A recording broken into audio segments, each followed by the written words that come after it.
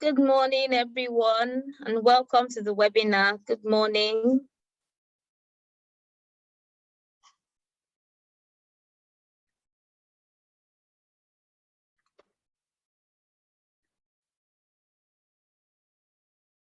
Good morning, everyone. Good morning.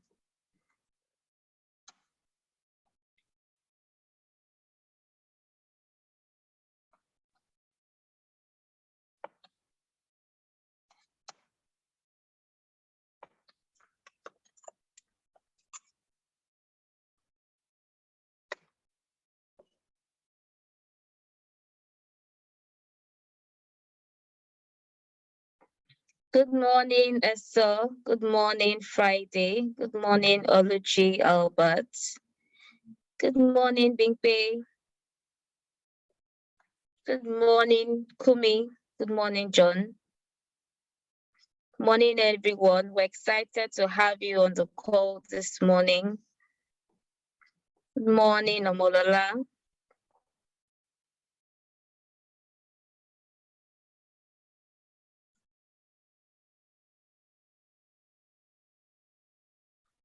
We will start the session at 11:05, which is just 2 minutes away. Good morning. We're just giving some room for more people to join the webinar now.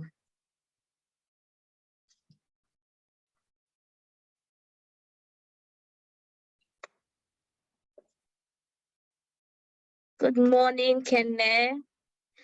Good morning, Nomolara. Good morning, Ayo.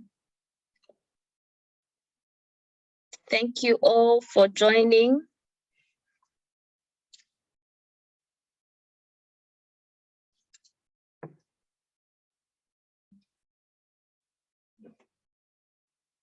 We will start the session in about a minute now.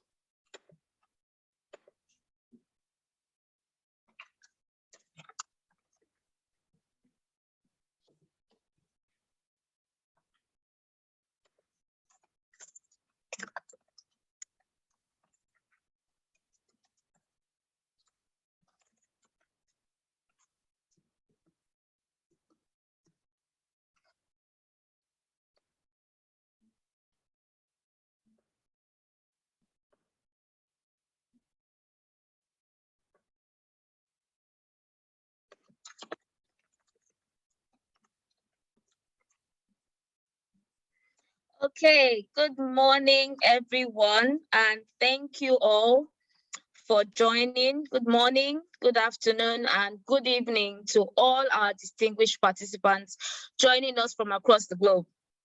We are excited to have you join the webinar today. We have board of directors on the call, we have CEOs, we have C-level executives and managers amongst us today. Thank you all for joining, and welcome to our very first ESG focused webinar in KPMG, themed ESG as a contributor to business resilience, what companies should be doing.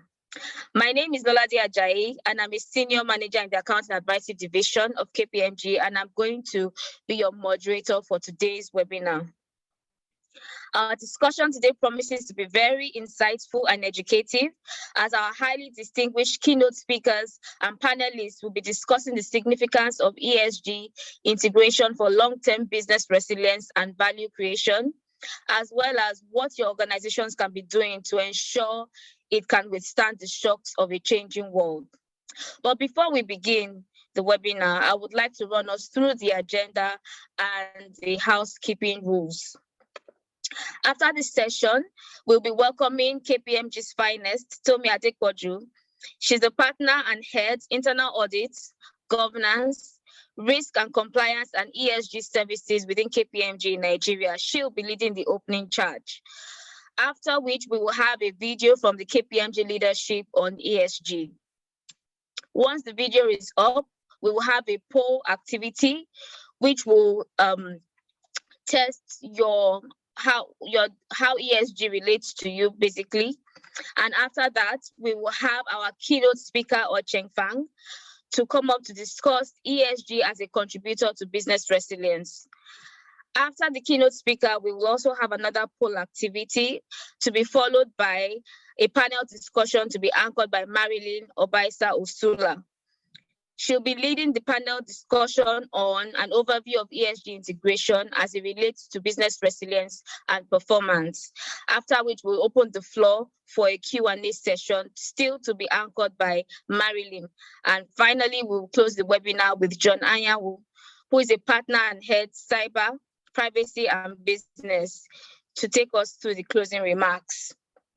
On housekeeping rules, all microphones are to be on mute upon entry. All videos have also been disabled except the videos of the host, speaker, and panelists. Please put your mobile phones on silent to minimize distractions. And when you eventually leave the meeting, you'll be directed to a questionnaire to give us feedback on the webinar. Also, at the bottom of your screen, you have a Q&A button. Please click on it and drop your questions, and they will be attended to at the Q&A session. At this point, I will now hand over to Tomi Adepoju for the opening charge. Tomi, you have the floor, please. Thank you very much, Lolade.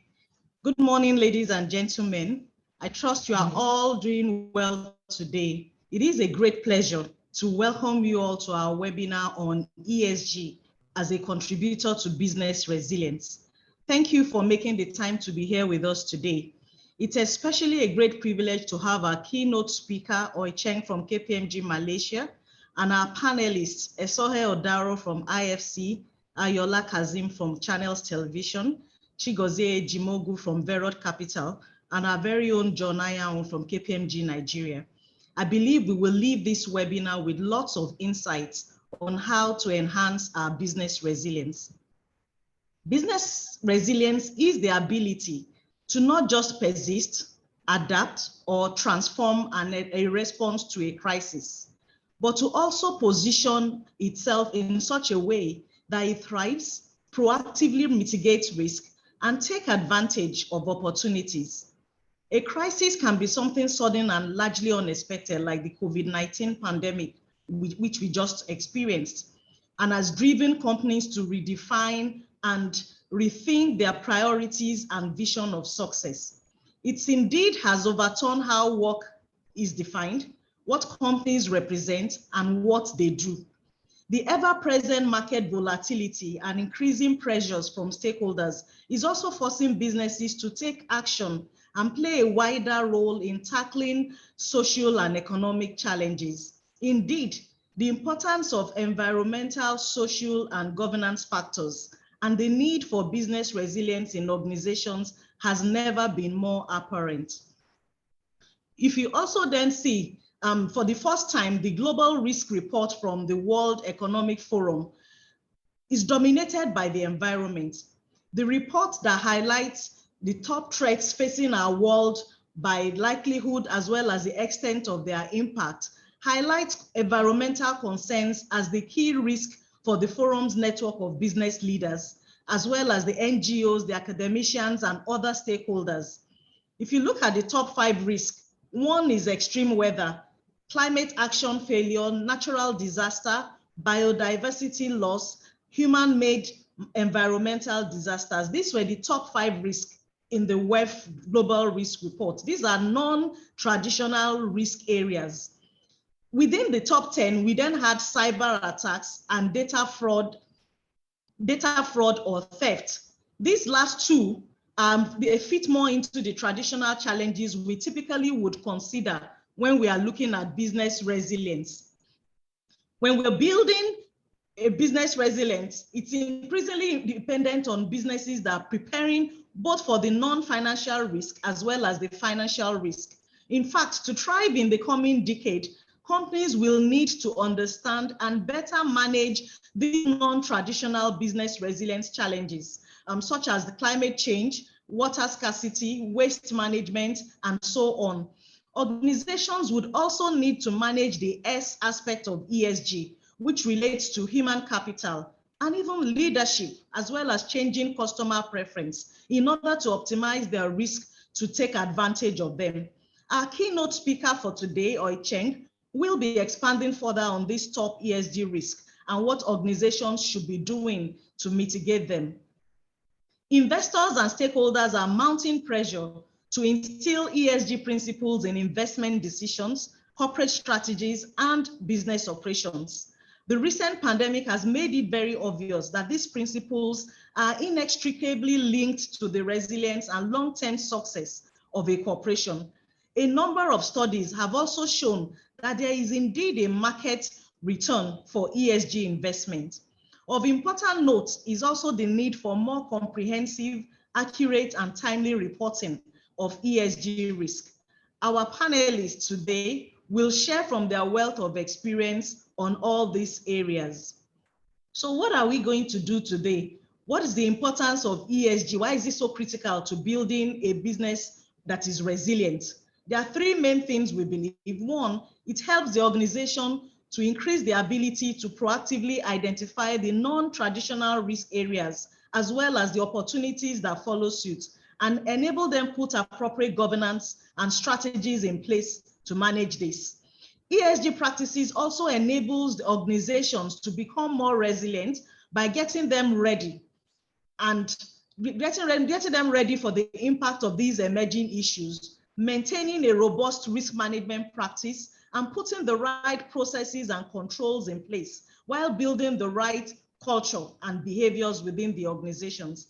Lastly, it's the transparency and high quality communication and reporting that is demanded by ESG enables organizations to be able to build and retain trust amongst its stakeholders. Today, our keynote speakers and our panelists will be sharing practical guidance and knowledge on the role of ESG in building this resilience in our businesses and how to integrate ESG into our organizational strategy. Please join me as we listen to the upcoming video of the leadership of KPMG Nigeria, speaking on their perspectives on ESG based on their numerous engagements with business leaders around the world, and having observed how ESG as a mega trend is fast influencing business models and overall strategy for organizations. Thank you very much.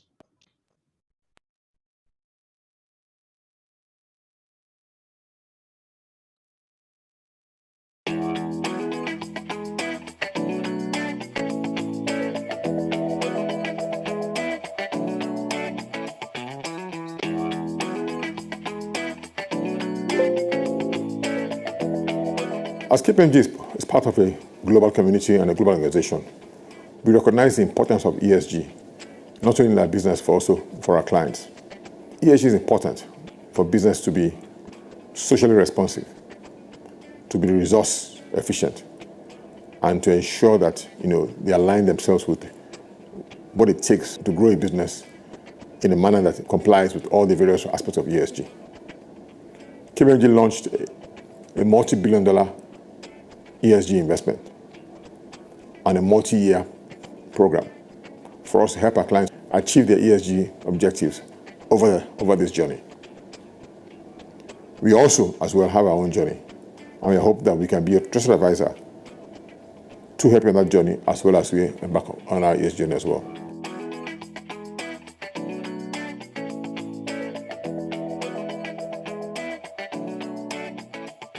The S in ESG, representing social factors, has definitely gained greater attention over the past year as COVID-19 forced working and living practices to change, highlighting the social issues that were already there. Incorporating an ESG strategy in any organizational system is a proactive process for the organization to achieve great milestones across its value chain, improve its capacity to meet its long-term operational objectives, and definitely strengthen its social credibility.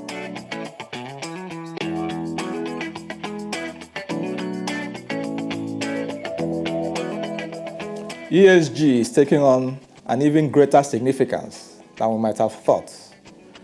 For us at KPMG, 4 pillars guide our global ESG commitments. These pillars are people, planet, prosperity, and principles of governance. Making ESG a part of our practice will enable us to recognize key opportunities as well as prevent material risks to us as a firm. This will in turn transform the way we work, improve the stability of the firm as a whole, and prepare us for greater success in the future. What's most important to us is that we walk the talk.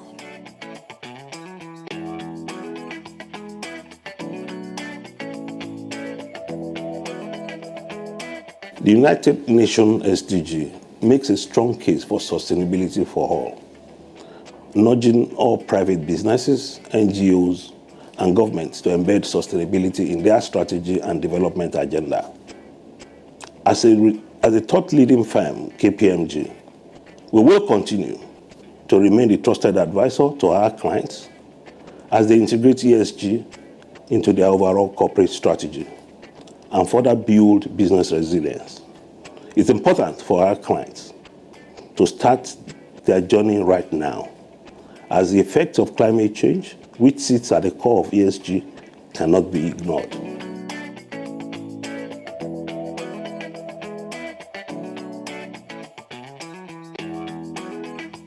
Environmental, social, and governance has become the norm across the world, such that any company that does not have ESG at the heart of its strategy for business resilience will sooner than later lose its license to operate. The nature and amount of tax that a company pays, to which tier or agency of government is paid, where and when, are integral to ESG. Therefore, as businesses develop their strategies for business resilience, it is important they recognize that ESG will demand accountability from them for tax as responsible corporate citizens. The time to act is now.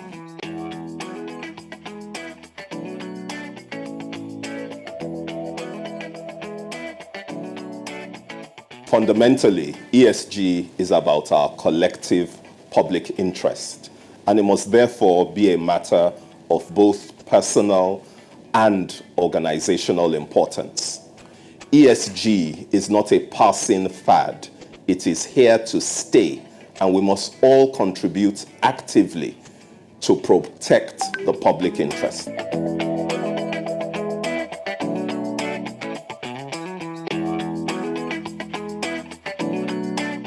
From all you've heard so far, our commitment transcends mere discussions around ESG. We take responsibility, and it transcends from our top leadership. It is popular saying that ESG is a journey. From my experience, ESG is not only a challenging journey, but a necessary one. I will therefore encourage you, even as we walk with you and go along this journey together, to stay with us, be informed, and be involved.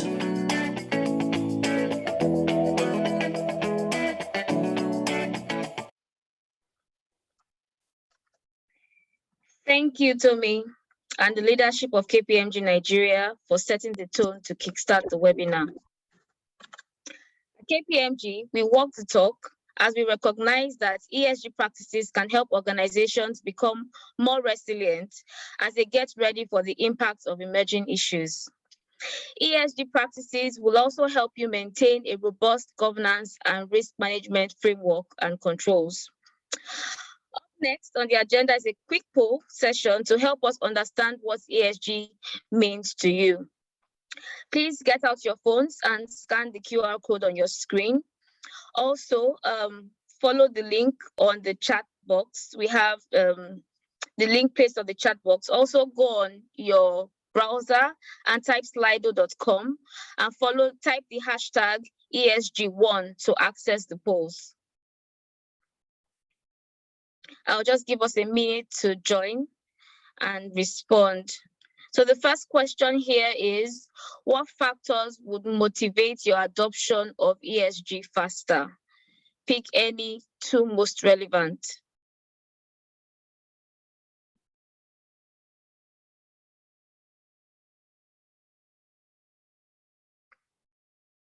The link is in the chat box. Great.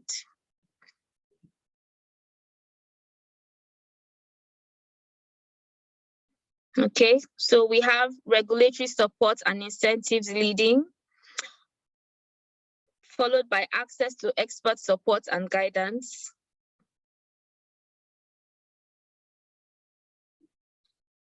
We also have less expensive ESG options and innovations.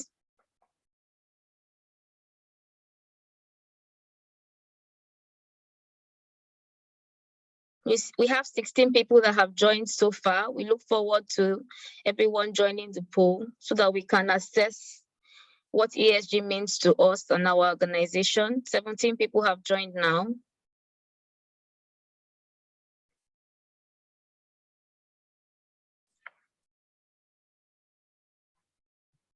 Okay.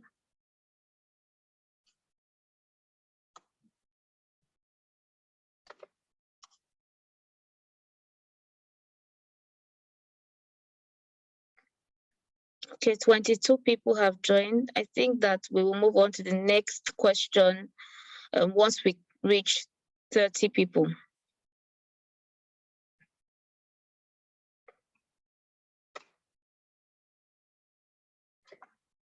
We have 3 more people to go. 2 more. Okay, so the factor that motivates your adoption of ESG faster, from the poll, we have regulatory support and incentives, and then followed by presence of an industry or national strategy or framework for ESG performance goals. Please, next question. What are the important reasons to focus on ESG issues?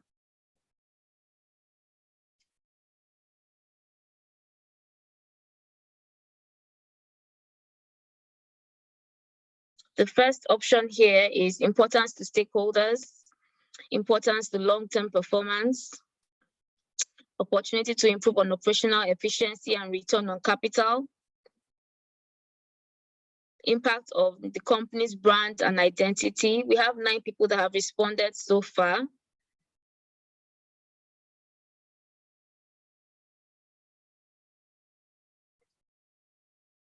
One of the popular reasons is importance to stakeholders, followed by importance to long-term performance and value creation.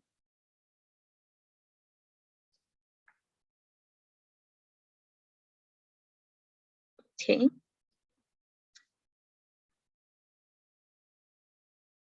Great. Okay. So next question, please. What do you think are the greatest challenges addressing ESG as a strategic issue at your company? We have pressure to deliver short-term quarterly results. We have ESG is not a priority for business unit leaders. ESG issues are disconnected from core business processes. ESG is viewed as a soft brand marketing issue. Okay.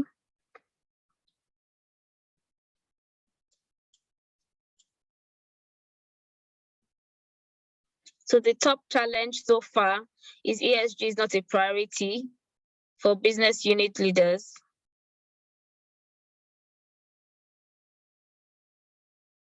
Followed by pressure to deliver short-term quarterly results. And then senior leadership doesn't recognize the value of ESG to long-term performance.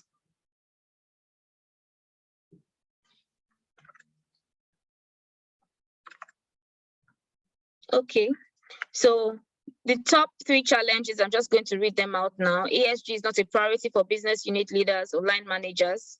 Pressure to deliver on short-term quarterly results, and senior leadership does not recognize the value of ESG to long-term performance. Thank you all for participating in the poll.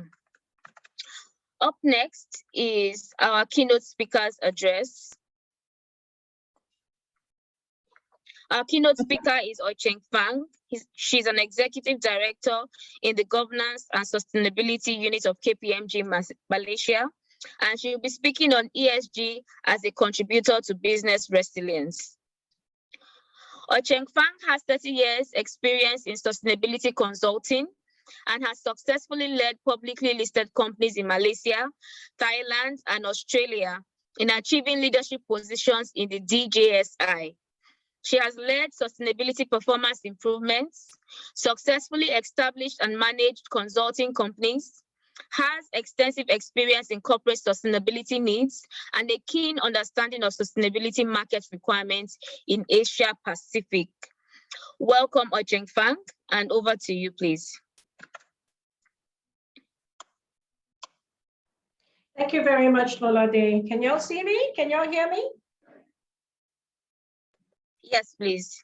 Yes, thank you very much. So today I'm going to keep my talk sharp and focused. We're going to talk about what is ESG and why does it matter to your business and how does it drive resilience in your business, and what are the things that we need to be aware of when we talk about ESG. Okay, so next slide, please. What is ESG? And when you talk about, looking at the survey questions, and most of the people has listed that, participants here have listed that senior management is not interested, or there's no drive from senior management.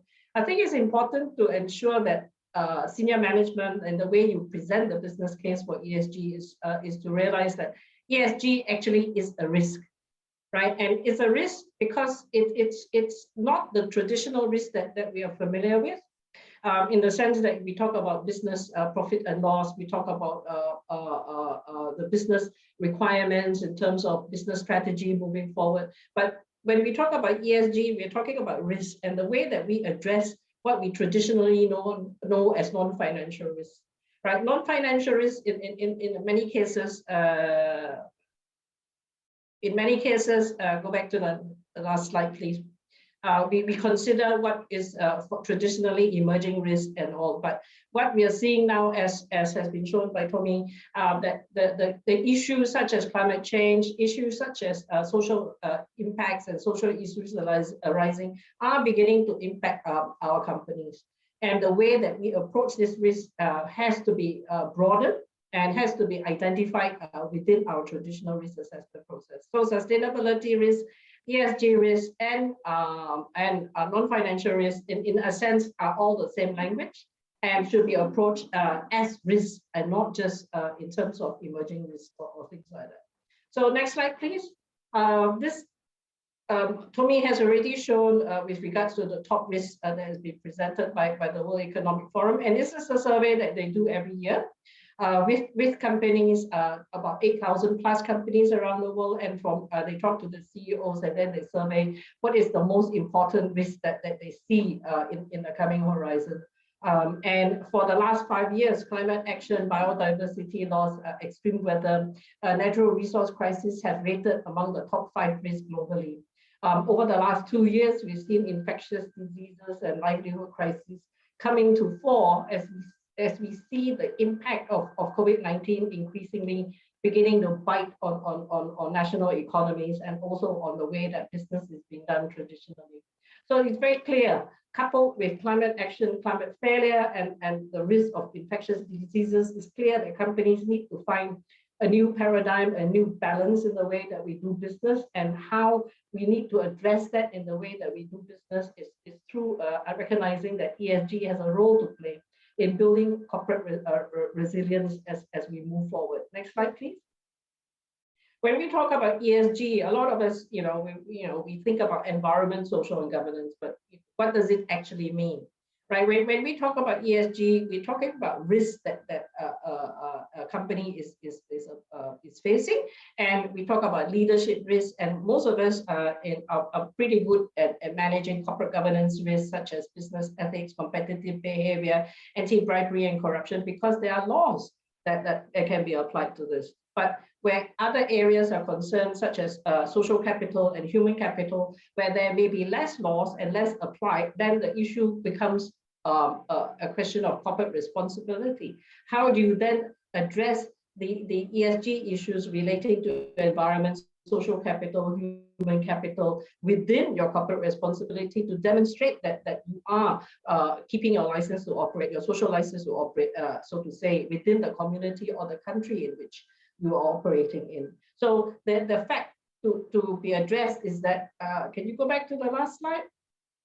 To be addressed is the fact that business models, the way that you structure your business model, the way that you address the risks arising from your business model, such as what's presented in your supply chain, what's presented in your product design or your service design, the materials that you use, plus together with a holistic governance structure to manage environmental, social capital, and human capital risk, that becomes then very important and brings out to prominence your integration of your business strategy and your ESG strategy as an integrated process. And that's very important because most investors and most capital markets, banks, financial institutions are looking for demonstration of this evidence that you are approaching business management and business development and business sustainability in an integrated manner. Next slide.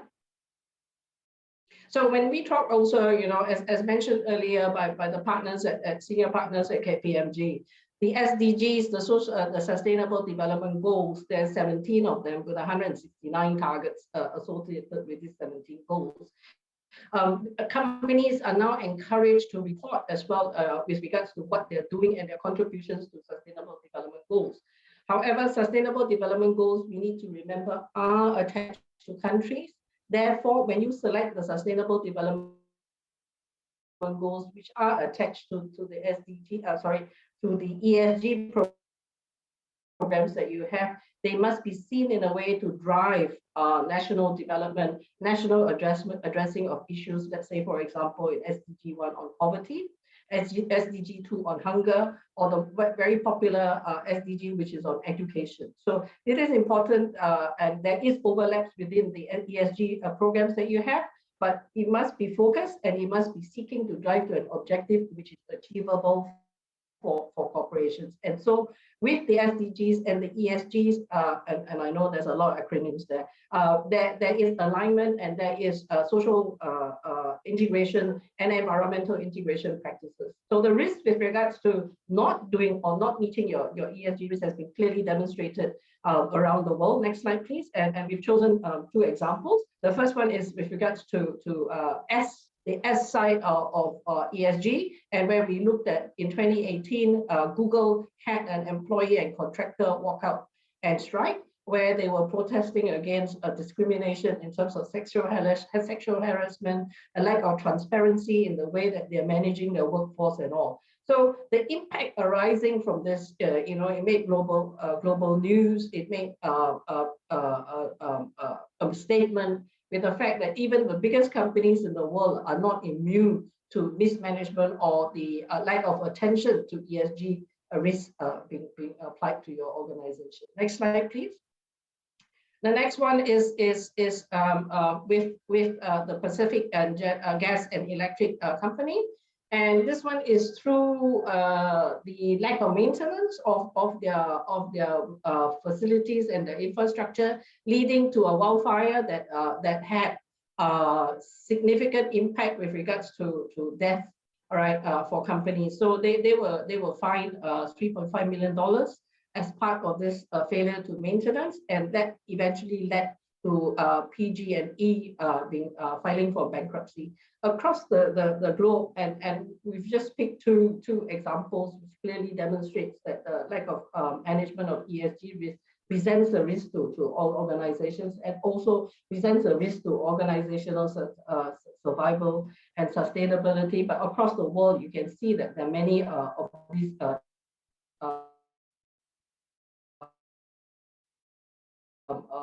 incidences occurs in Europe and it occurs in the US. So when we talk about ESG, there's a value and there's a business case to be created for ESG. And in that way, when we talk about value creation, we have to realize that ESG, in terms of corporate performance, helps to drive top line growth. As you identify new risks in terms of ESG risks, the flip side of risk is always opportunities. You will also be able to identify new opportunities in terms of new markets, new services, and maybe a refinement of the products and the services that you have, taken into consideration ESG requirements. And increasingly now, if we talk about the newer generation, the younger generation, you will see that the talk is no longer about what we as were looking at, when we were growing up. We never asked questions: what is the environmental impact of this product? How does it help the local community if I were to buy your product? So increasingly, the younger generation and markets, we're finding markets and market expectations are changing. And so by inclusion of ESG helps build a strong proposition and help grow companies as well. But you must be able to recognize what these risks are before you identify the opportunities. One of the things that we frequently find as we work with companies in doing ESG integration is ESG, as you take a deep dive look at the way that you're operating and the way that you're managing certain issues, for example, waste, energy, people and all, we find increasingly that there are substantial cost reductions that can be achieved.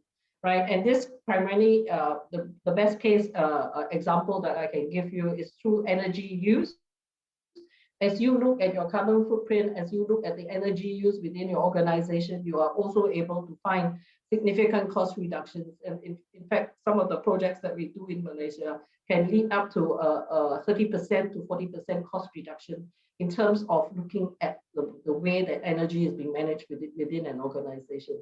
Right. We also find post COP26 that the expectation of the number of countries committing to net zero or to climate mitigation. So we find that there will be increasing regulations that will be applied around the world, and increasingly as well, you will find even without COP26 looking at carbon, environmental legislation, health and safety legislation, societal, legislation applying to employee management and all are increasingly getting more stringent as we go along.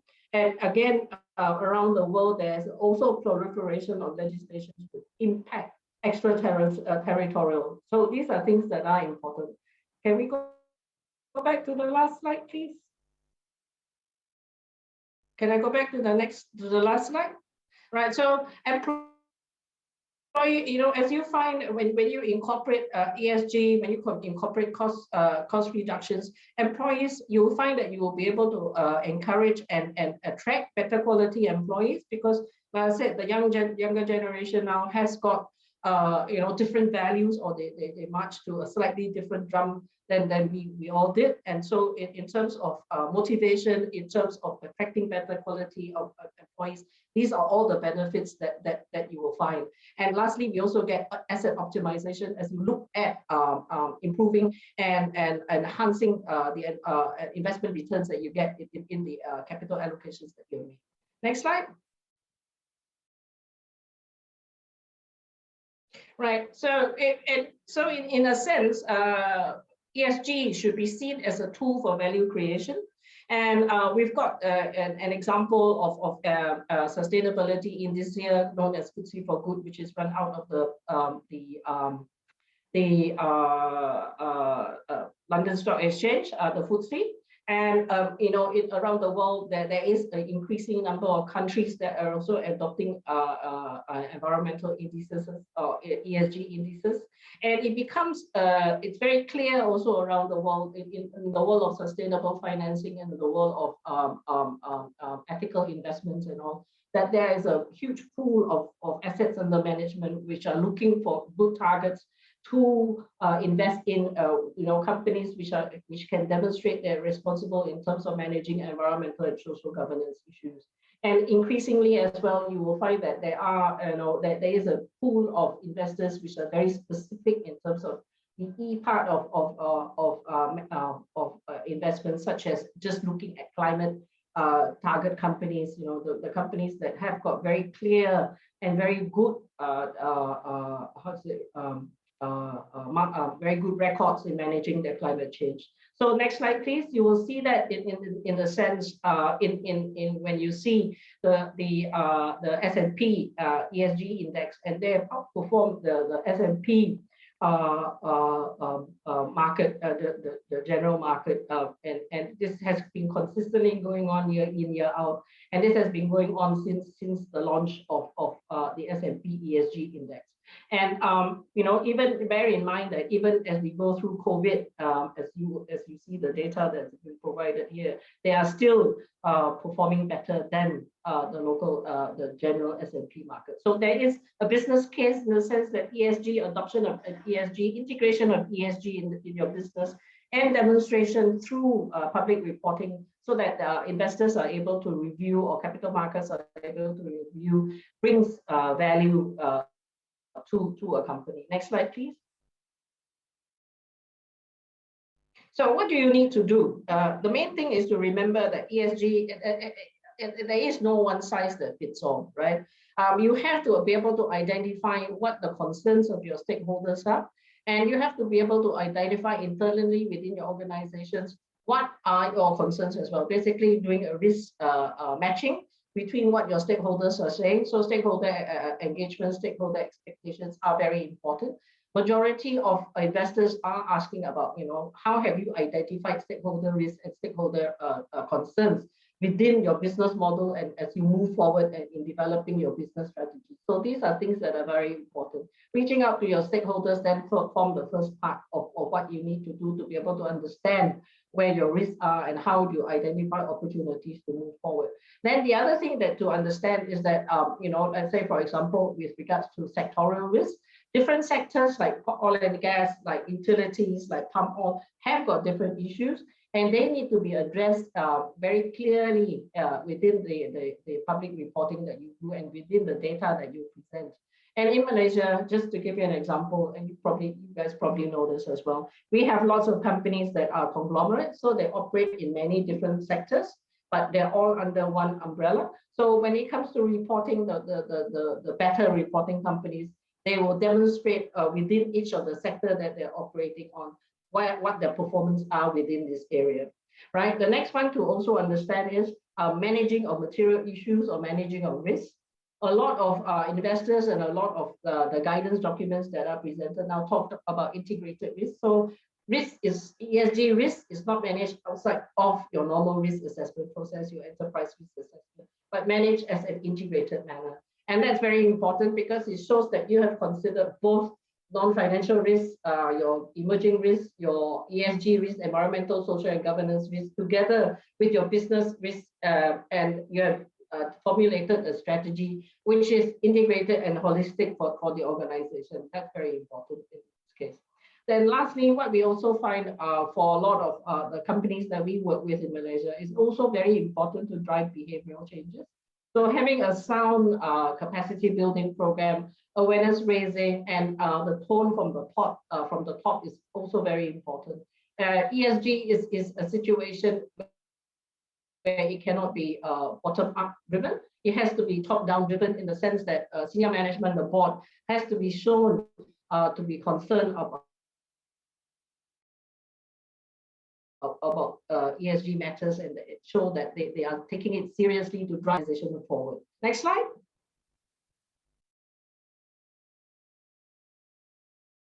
Next slide, please. Okay, thank you. So when you are adapting and you're adopting and you're seeking to integrate ESG risk, and for some of companies, you might see this, some of these risks might be emerging in the sector that you're in the country that you're in. It's always important to realize that there is opportunities in adopting technology. Right. Increasingly here now in this part of the world now, companies are beginning to realize that using technology, using software to track, monitor, and gain data helps in terms of ensuring data veracity and also ensuring that appropriate decisions can be made because you get better quality data in that sense. Right. The other thing which is very important to remember is no matter what we are part of someone else's supply chain. And supply chain offers great risk, both environmentally, socially, and governance-wise to any organization. So you need to understand what the ESG factors are, what the ESG risks are within your supply chain. And you also need to ensure that your supply chain is able to manage and deal with this risk. So for a lot of companies, we've been, I was just recently talking to another client recently, they're exploring the opportunity, the possibility of using blockchain to track due diligence programs of their supply chain. And so these are things where technology can be employed as well. So adaptation of new risks or emerging risks, recognizing that these are risks that will eventually gain prominence in the country, in the sector that you're operating in, is very important. And ensuring that your risk management process is appropriately updated and expanded to ensure that you are able to include ESG risks, and in some cases, we've got clients that use the enterprise risk assessment process to do human rights risk assessment. So these are things that are important. Senior management is plays a very crucial role, as I've said here. And then you need to be able to build long-term resilience within your business as you identify where the ESG risk is coupled with your business risk and mega trends that impact your business. You will be able to find opportunities to sustain your business further. Therefore, in that way, to build resilience within your organization. So with that, I thank you very much, and I pass you back to Lolade.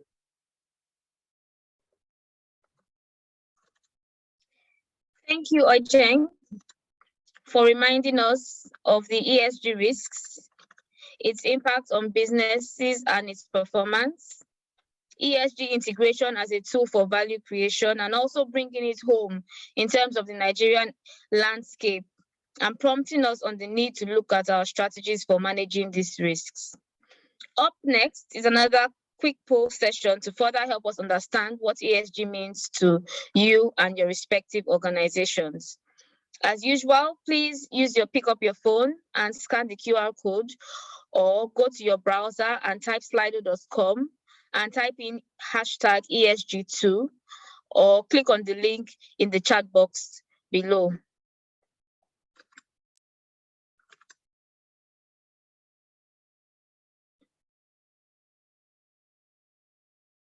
Okay, so while we're waiting for participants to join in, I'll just quickly read the question. To what extent has your company integrated ESG issues into its core business processes?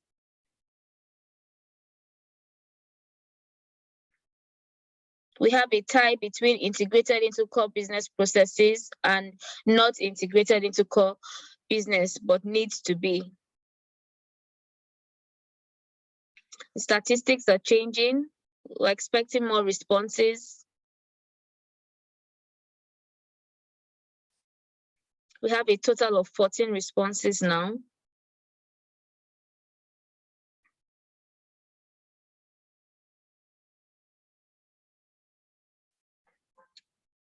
So leading this is somewhat integrated into core business, but path forward is unclear.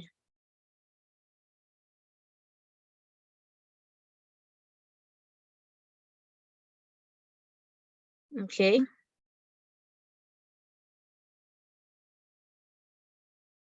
This is followed by integrated into core business to a great extent.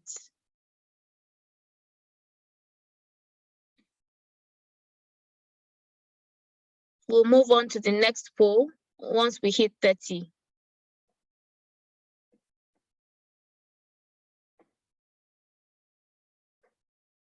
Okay, so next question, please. Thank you.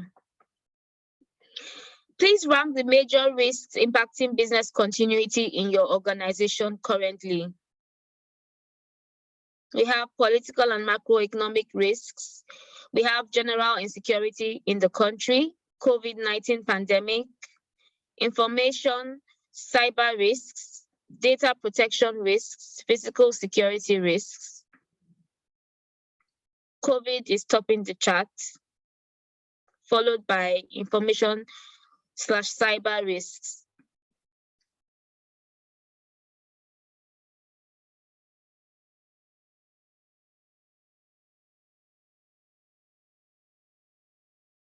Okay.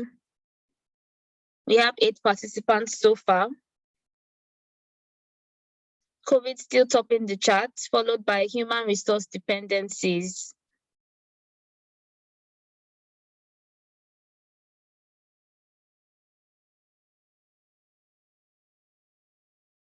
We look forward to more people joining the poll.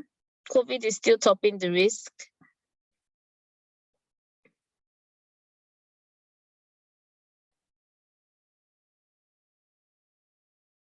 It's a switch between human resource dependencies and political and macroeconomic risks, followed by general insecurity in the country.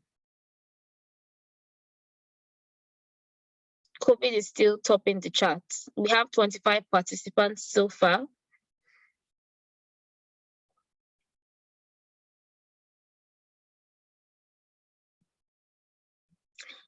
Okay, so just to summarize, the top 5 risks impacting business continuity in our organizations include COVID-19 pandemic, political and macroeconomic risks, human resource dependencies, general insecurity in the country, and information cyber risks. Others also include supply chain, technology dependencies, physical security risks, and data protection risks. Okay, do we have another question? Rate the maturity of your organization's business continuity capabilities in response to current and anticipated ESG risks. So we have absence, yet to recognize that business continuity is an issue. Ad hoc, recognize business continuity is an issue, but have not developed adequate policies, procedures, and practices to fit into the overall business resilience program. Repeatable, recognize business continuity as an issue and has assigned responsibility and developed policies. Defined, established business continuity policies that are integrated with business processes. Okay. We have 12 participants so far, with maturity at ad hoc level.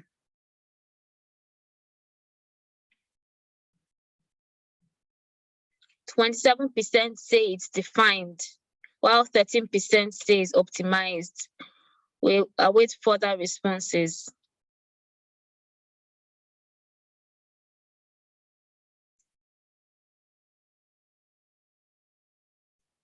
Okay, 47% say ad hoc.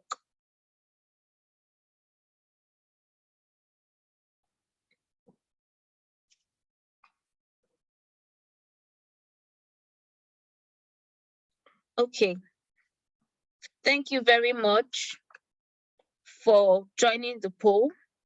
Up next on the agenda is the panel discussion to be anchored by Marilyn Obaisa Osula.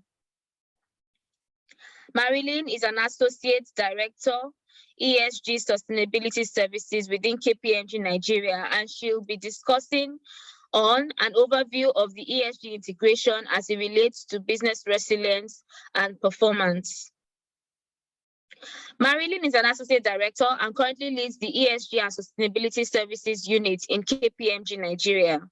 She has about 14 years experience spanning over sustainable finance, sustainability and integrated reporting, sustainability assurance, impact assessment, sustainability strategy and stakeholder engagement, innovation management for sustainability, United Nations SDGs, integration and implementation, ESG integration, organizational development for sustainability for SMEs and large corporates. Marilyn, you have the floor, please. Thank you. Thank you, Lolade. It has been an interesting session so far. We've had, quite a lot. We've learned quite a lot on ESG. It's quite clear that ESG is so important, especially for corporates now. It's no longer just a thing for the public sector. It's very important for corporates now to begin to look at ESG that sits under the non-financial aspects and performance of your business. We've seen that it comes with its risk and its opportunities, as it's one of the things that you need to look at is the emerging issues. One, I can see from the polls that we've had, COVID topping the chart on concerns with on business continuity. And in this panel, we have a very rich panel, I must say, who will be discussing on ESG and just generally speaking into how this would help with your business resilience as an organization. And with me today, my first panelist is Dennis Odaro, who heads the investor relations globally for IFC. If you follow Dennis, you will know that she is very, very passionate about ESG, especially for Africa. She's versed in sustainability finance, who happens to be one of the greatest drivers for integrating ESG. There's opportunity in it, and I'm sure that she will be giving us quite an interesting insight on that. Our next panelist is Chigozie Ejimogu. Thank you, Dennis, for joining. Our next panelist is Chigozie Ejimogu. He pioneers the head of sustainability department in Verot Capital Management. He is a certified multi-skilled professional. One very interesting thing about Chimogu that we have come to work with and understand is that he has vast experience in the opportunities ESG opens for the African markets. He is very vast again in sustainability finance and in other areas of sustainability, including ESG and including ESG, and he was the country environmental management for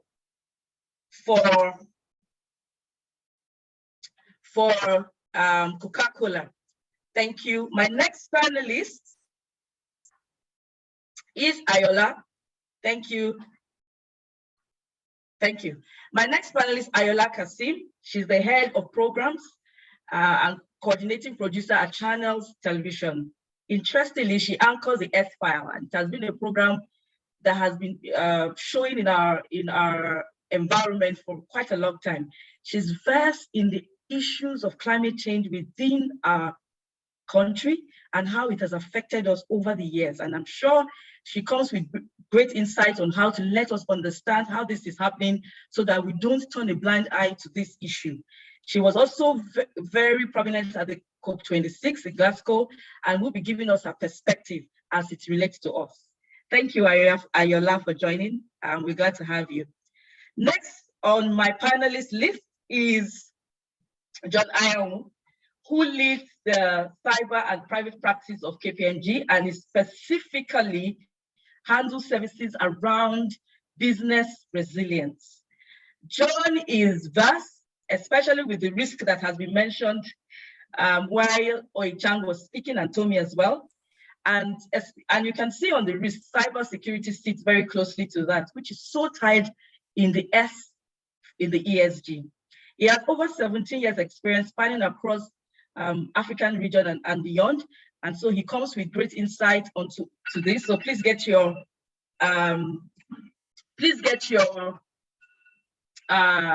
questions ready. We already see quite a lot of questions on the Q&A session, and we're very glad for that. We will be answering those questions. And on my panelist, I think you have already met her, is Oichang, who spoke today. And you would have the opportunity to ask her a lot of the questions that you had in mind while she was speaking. And she comes with very great experience in ESG as integrated, in business resilience and how to integrate this in this whole agenda of climate change. Thank you very much, everyone. And with this, we go straight into our panel session. Thank you. Thank you, everyone. I see we are all on and geared up for this session. Quickly, I go into my first question, and that's going to you, Ayola Kasim, because we need to set context. I can't keep hearing people say climate change. What are you talking about? Is it happening? But I've been watching S-File for quite a long time, and I know that there's a lot happening in that space. So please, can you tell us, Ayola, what is the biggest obstacle in terms of climate change? Does it even affect us at all? What are the efforts that you have broadcasted, you have seen firsthand as a media personality? Please educate us. Thank you. Thank you so much, Marilyn. Nice seeing you. For the first time. Thank you. And thank you everyone. It's nice seeing you all. So Nigeria, climate change, when you talk about climate change in Nigeria, you just like, sometimes it's as if you're talking above people's head. They don't really understand what it is. And what is it that we're dealing with? You just realize that people lack the understanding of what nature or the environment is. We don't understand the value of the ecosystem services that environment provides. We pay for labor, we pay for anything that we do, but we don't pay for services. The air we breathe, the food we eat, though we pay for the labor of providing that food, we don't really pay for that, for the product itself, really. It's most times the labor that we pay for. And that's why when you go to the rural area where this food are produced, you buy them at peanuts, they're being wasted. Is within the middlemen, when they pay for the services, that's what we're really paying for. What about the shelters? Some people don't really, is when we're in the city, like I want to live in a mansion, but then the product that we use in producing this, we don't value it. So when you see at the policy level, because we don't really appreciate the services environment or nature is providing for us, we are not doing anything. We are not seeing the nexus, or some people will say the link between environment and the businesses we do and our life, the daily jobs that we do. We don't see the link. So with that, we are not providing. We are not really providing for nature, for caring for nature in our policies. That's why the Ministry of Finance will do a budget and does not care about environment. Everybody works in silos. So they see the environment ministry as the sanitation ministry. They clean the environment. They don't know that when you cut down tree, you are limiting, you're reducing the oxygen in the atmosphere. They don't know that. Nobody cares. And by the time you come to the city, we are all in the city. We live, the skyscrapers where we work and all. We just leave everything. We leave water running. You can go to the restroom and just be wasting water as much as possible. It's always there. That's why we just take everything for granted. So we have not been able, because of that, we've not been able to make policies that address these issues. We've not been able to make policies that speak to climate change. They're like, okay, when we do this, this is what you get. But the unfortunate thing is nature is going to take care of itself, but who will take care of us when we don't take care of nature? So that's why we have not been, that's the lack of understanding that this is what we need to do. Now I saw the poll that we have now, we have COVID-19. We have not come to understand that it's because we have not taken care of environment. That's why we're having zoonotic diseases from animal passing to us, Ebola, tuberculosis is on the rise because we're polluting the atmosphere. We've not come to understand that. So in our policies and everything that we do, we've not factored in environment into it, and things are changing. So yes, we need to change our ways. Thank you. Interestingly, one thing that I will pick from what you said is that there's going to be cost to our action. Whether we like it or not, we have activists asking that we have to begin to cost. We have to begin to pay. We have to begin to prevent. We have to begin to take care of so many areas of it. And I think the agenda, the climate change agenda, is where ESG sits. The truth is that ESG is not new. We are only asking for more focus. We're maybe been used to this S, which is social. All of us know we need social safety nets, we need social economic development, or the G, governance. Everybody knows governance, policy, regulation. But the E seems to be quite an issue. We are wondering why should we worry? But now we begin to see that it's all intertwined. And so the focus is on us to begin to see that stakeholders are asking a lot of questions around this. Thank you, Ayola. And I just go to Chang. Is this the same thing in Asia, or is just an African issue? And post-COVID 26, and even with the fact that the next the next COP 27 is going to be in Africa. What are your thoughts? Okay, with regards to understanding ESG factors and ESG impacts on our business and our daily lives in Asia, I think for any newly developed part of the world, it's always been the conflict between development and care for the environment and care for social aspects and all of that. For a very long time, Asia has always been in the development phase. How do we put food on the table to feed ourselves, what do we need to consider, which is important? So it's always been said here out in Asia that ESG consideration is considered a luxury because it's more important to feed the people, right? So, but that we found has changed over the last 10, 15 years in Asia. And the biggest concern out here now in this part of the world, whether you're going to talk about the lesser developed countries like Myanmar and the more developed countries like Singapore, the biggest crisis that we have now is with regards to managing climate change, right? And we've got Jakarta in Indonesia, which is basically going to be moved to East Kalimantan simply because the whole city is sinking. And Bangkok is also experiencing this. Singapore has been very clear with regards to what their climate change plans are. So for both nations and both corporates, the biggest battle that we are fighting as private citizens and as private organizations is against climate change. But then our government has still, all governments around the world and in Asia in particular has still got a long way to go to institute the necessary national legislation. But then again, I'm heartened because Malaysia and for most parts countries in ASEAN have committed to carbon reduction and committed to climate change mitigation in a way, and with the commitment to decrease in biodiversity or loss of ecosystems, and also it's good in that sense. So there is progress, but it's compared to the countries which have got, like in Europe and all, which has grown in leaps and bounds and moving, and even compared to China, which is a very centralized government, we are painfully slow.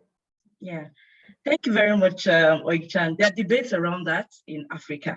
So we are, Africa is asking that why should we care about, we don't emit so much of this carbon emissions, and so why should we care about it? While, there are opportunities because we're leapfrogging in terms of technology, probably even with ESG. The opportunity is also there for us to leapfrog, but to do it in a sustainable manner. And then to go into this, there are opportunities. We've talked about climate change, setting the context. There are opportunities.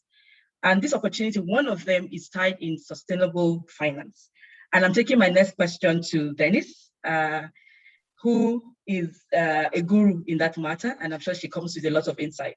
So Dennis, in ESG integration into Africa, especially with the end goal of the objectives of Africa harnessing the opportunities of sustainable finance, can you please show us some insight with regards to the awareness that you have, you see in it? Are we well educated to understand the opportunities? Are there opportunities anyway for small or large businesses? Thank you. Thank you very much, Marilyn. Let me check that you can hear and see me okay to begin with. I see you loud and clear. Fantastic. Okay, great. Let me start off by thanking you, Serena, and the entire KPMG team for putting this wonderful event together. I'm really excited. It may look like morning here, but it's actually, it's only 6 a.m. So there are not very many events that I would wake up so early to speak at. So thanks very much to begin with. And for those who don't know, some of your audience who do not know IFC, I want to say just quickly who we are. So we are a member of the World Bank Group. What does that mean? We are the sector within, we are the division within the World Bank that focuses specifically on the private sector. So we give debt and equity investment in emerging markets. And of course, Nigeria not only is one of our shareholder countries, but a country that we invest in as well. And it's so interesting to have heard everything that the previous speakers said, because I think the core of ESG and why it matters so much, Nigeria is a paradigm case. We're a coastal country. We're one that our revenues are heavily based on oil and gas sector. And we're talking about environment and the lack of pricing the externalities into business decisions.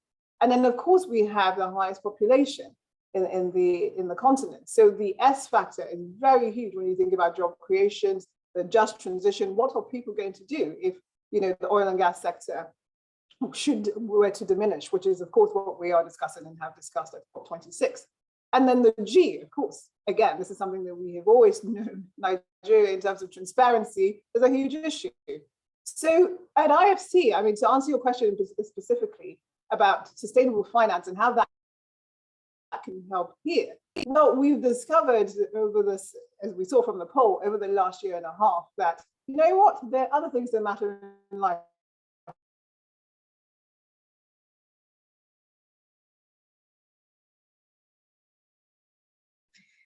It looks like we've lost Dennis for a while.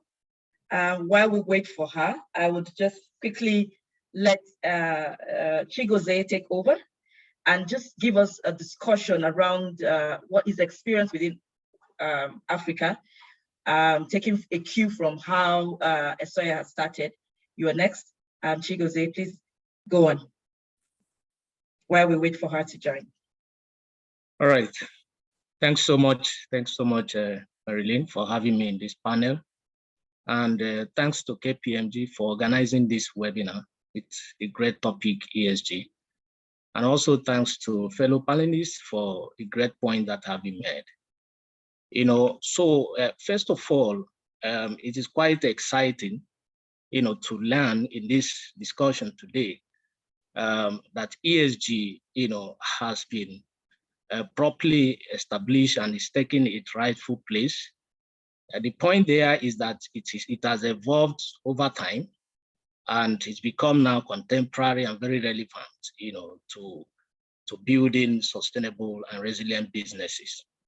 So if you talk about the journey of ESG integration within Africa, I tell you that the first thing to look at is to know if businesses actually have a good understanding of the reason why they should embrace ESG.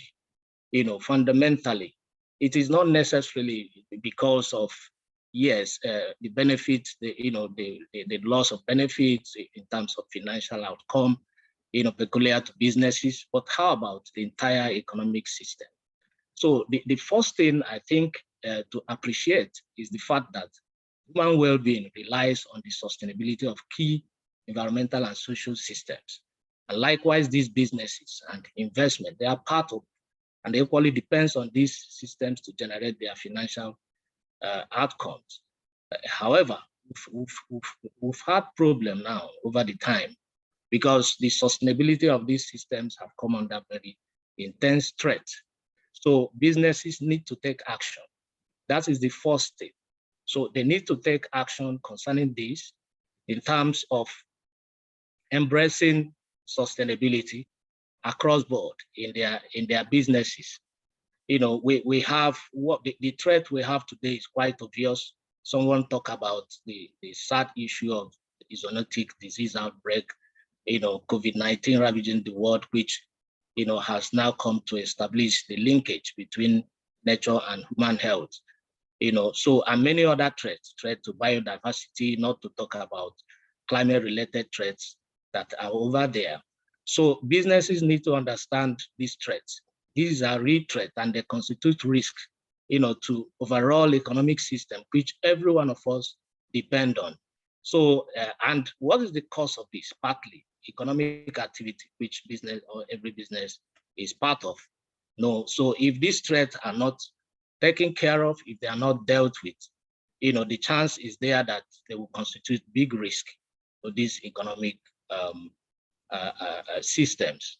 So the solution require actions from business, and the reality today, and is also gaining momentum, is the fact that ESG principles have been identified as a sure means of tackling these environmental and social challenges that threaten economic systems.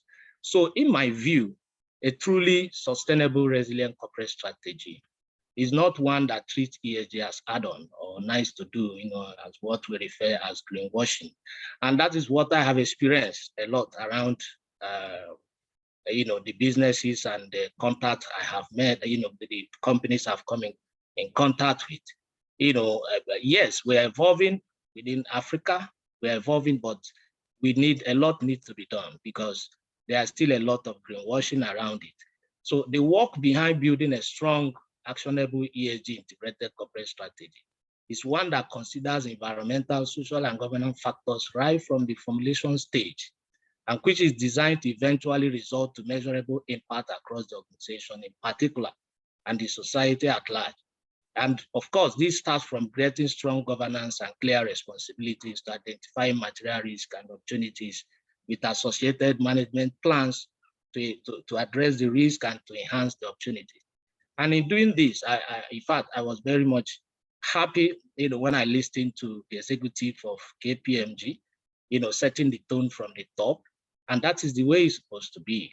In doing this, the role of the board and the executive management in thinking in triple context, cannot be overemphasized. People, profit, and planet need to be put in the right context from the top.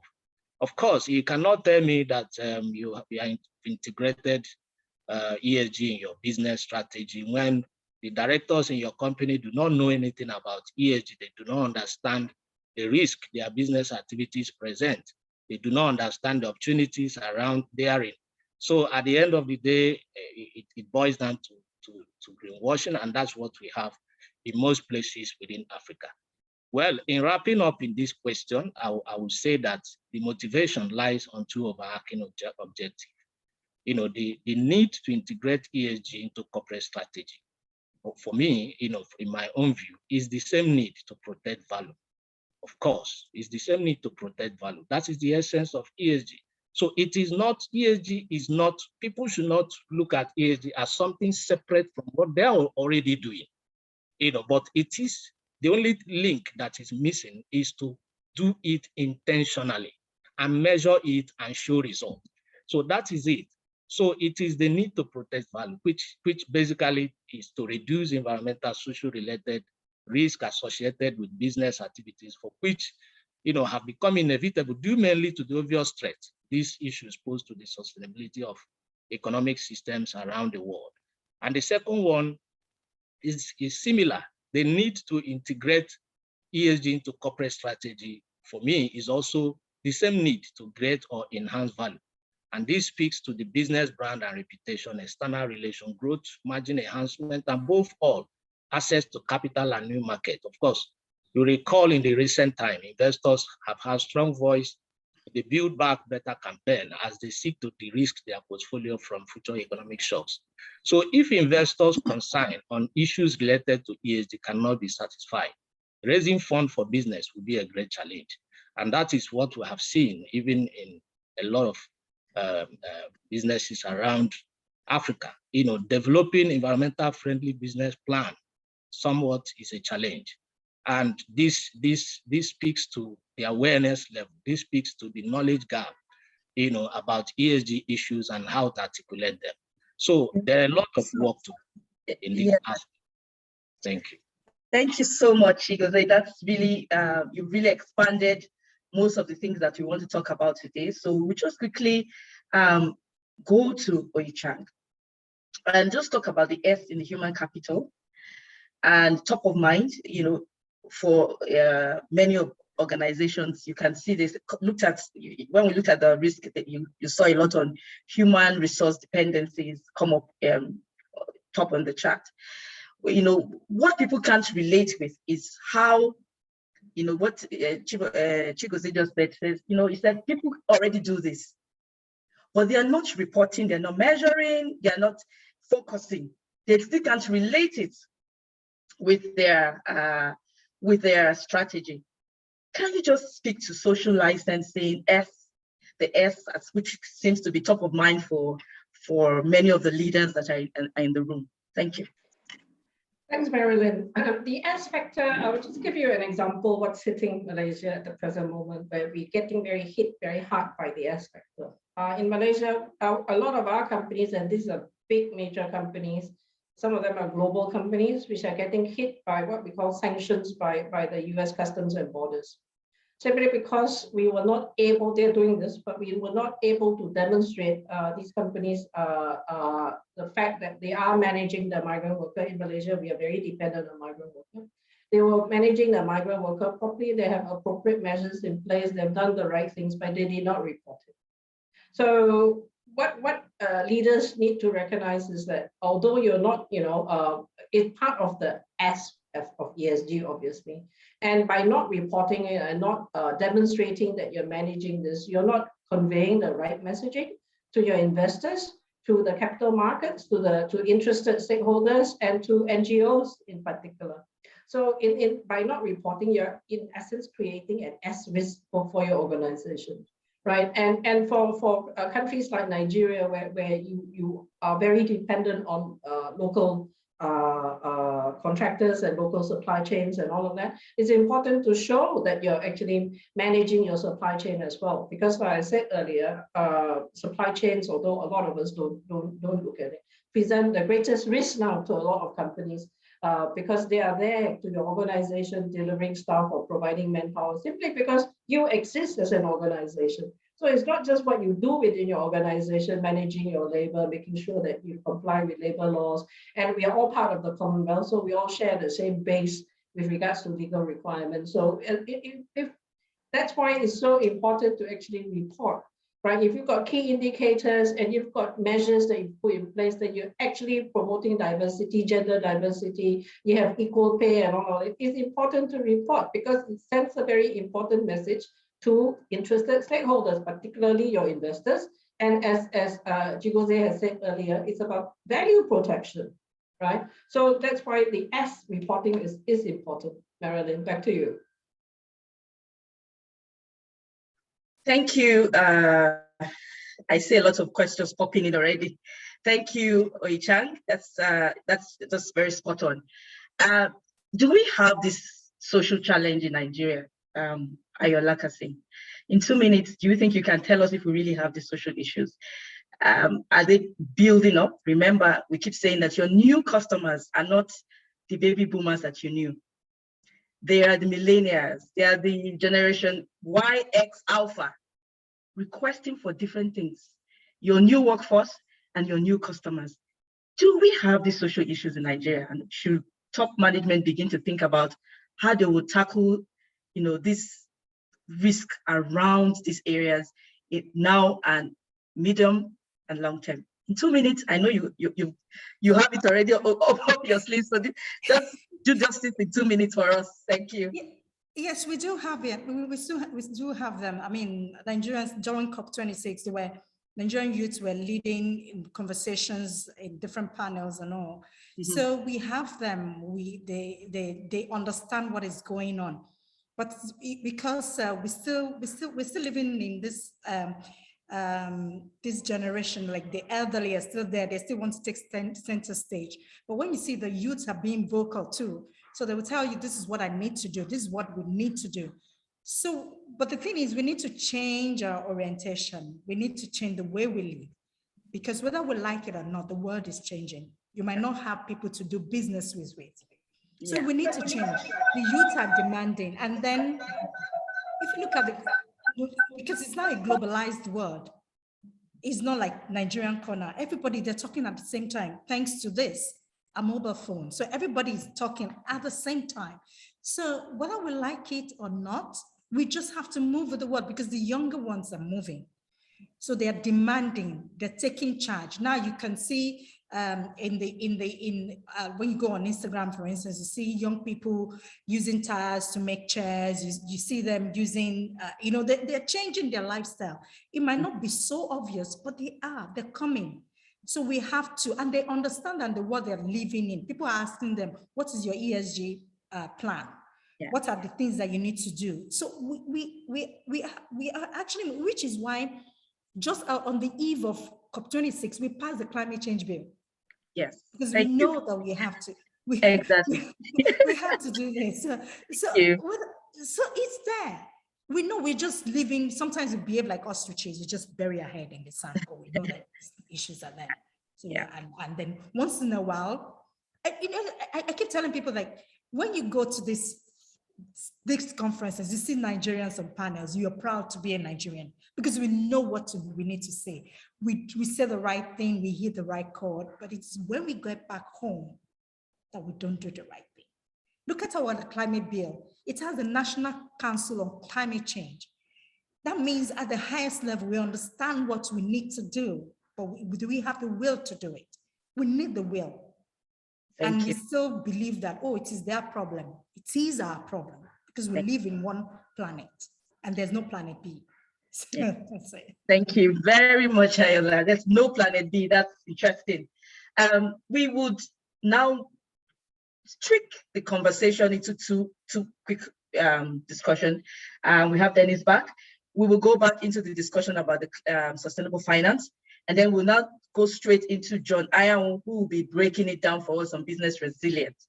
And then we will then have our closing remarks on the panel, then take questions. So quickly, I'm going into Dennis. Can you please pick up from where you went? Chigozie had given us real good on the effect of climate and the effect of sustainable finance, the opportunities and the risks. We want to hear from you coming from the IFC. Thank you. Thank you, and apologies for the loss in transmission. I wish I could blame NEPA for that. So really, the message I want to give is this. So we've established that there are huge ESG risks in Nigeria. I mean, so in terms of how then do we finance the transition from where we are to where we need to be, okay? We have committed as part of, COP21 to this 2030 goals of halving GHG emissions. But we are a country that derives most of its revenues from the oil and gas sector. What does that mean? It's a huge impact. Somebody asked a question in the chat, as in, what are the examples of climate issues? Well, that's one, right? Is how do you then get your revenues if your majority of it come from something that has to be phased out globally? So we need to find other areas where, where we can obviously ramp up revenue. Then you talk about things like, we talk about land degradation, excuse me. So we've got in Nigeria, did you know that 90% of the forests cover in Nigeria has been eroded, 90%. And this, again, when you think about certain industries, paper mills, etc., sawmills, what have you, that's another area. All of this then kind of relates to the S when you think about job creation for the youth. What are the rights of people who are working in those industries now and that would need to pivot into new industries?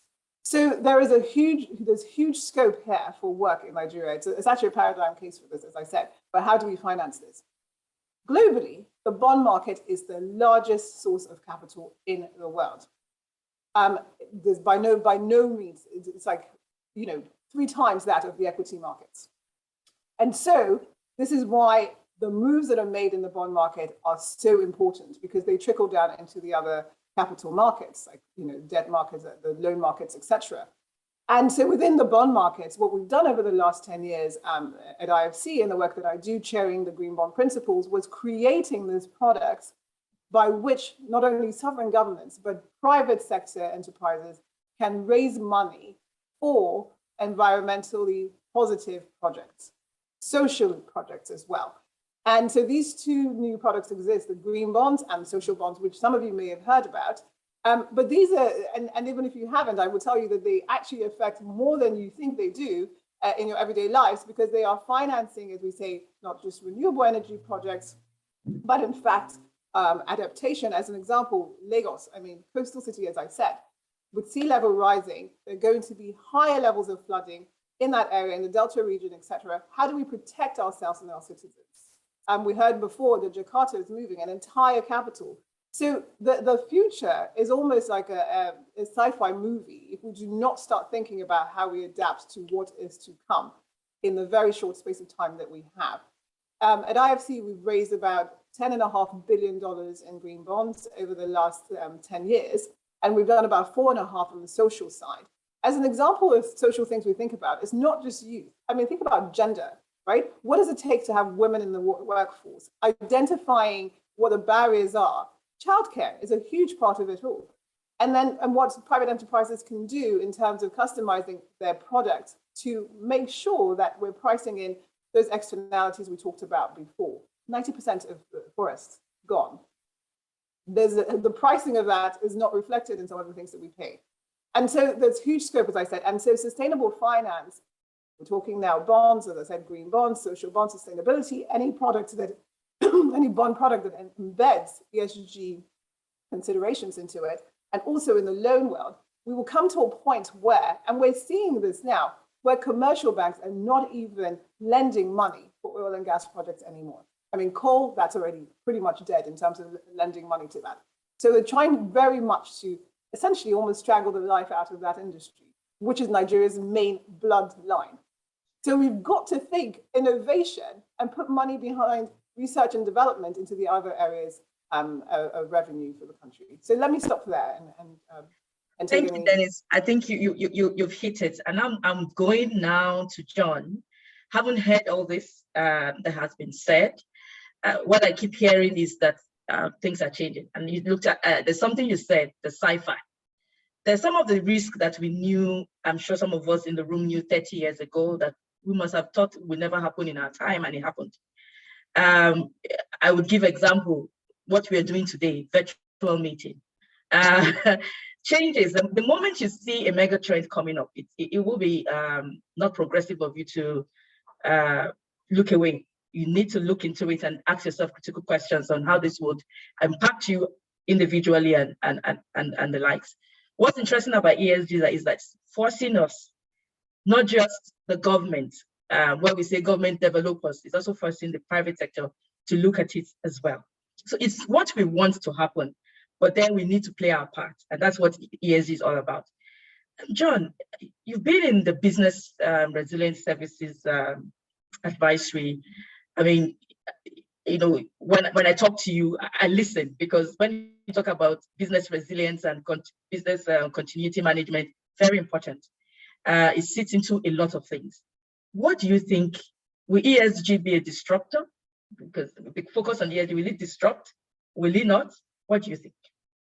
What are your thoughts? Yeah, thank you very much, Marilyn. And yeah, I think it's a very important question, and I will just ride on some of the comments that have been made just quickly.